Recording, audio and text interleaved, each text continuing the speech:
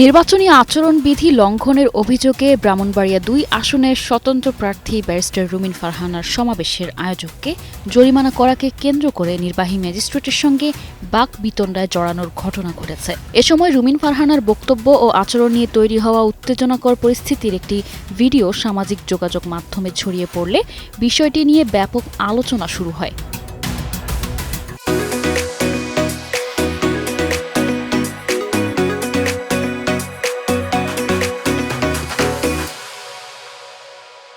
শনিবার বিকেলে সরাইল উপজেলার নোয়াগাঁও ইউনিয়নের ইসলামাবাদ এলাকায় এই ঘটনা ঘটে।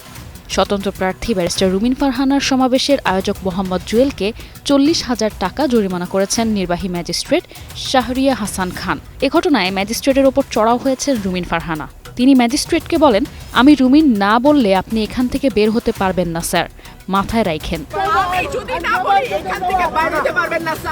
ভিডিওতে দেখা যায় নির্বাহী ম্যাজিস্ট্রেট শাহরিয়া হাসান খান আচরণবিধি ভঙ্গের বিষয়টি নিয়ে আলোচনা করতে গেলে রুমিন ফারহানা ক্ষুব্ধ হয়ে ওঠেন। রুমিন ফারহানা ম্যাজিস্ট্রেটকে বলেন, আমি শেষবারের মতো আপনাকে সতর্ক করে দিচ্ছি, আমি এ ধরনের কথা আর শুনতে চাই না। আপনি পারলে থামিয়ে দেন, আজ আমি ভদ্রতার সাথে কথা বলছি, পরবর্তীতে সেটা করব না। এ সময় তিনি বলেন, অন্যরা আপনাদের বৃদ্ধাঙ্গুলি দেখায়, খোঁজ নিয়ে দেখেন। তিনি আরও বলেন, যাদের কথায় এখন আপনারা চলছেন, শেখ হাসিনার সময় তারা কানে ধরে খাটের নিচে থাকত। আমি রুমিন ফারহানা, আমার কোনো দল লাগে না।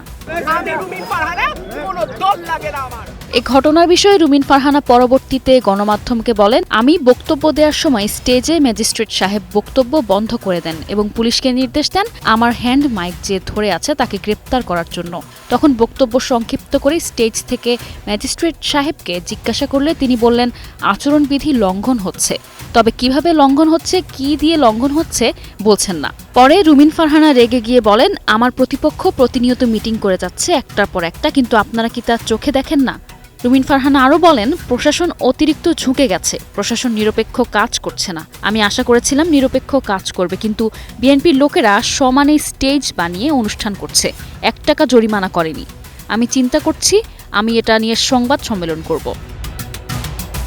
এ বিষয়ে সহকারী কমিশনার ও নির্বাহী ম্যাজিস্ট্রেট শাহরিয়া হাসান খান বলেন, নির্বাচনী আচরণ বিধিমালা সকল প্রার্থী ও দলের জন্য সমানভাবে প্রযোজ্য।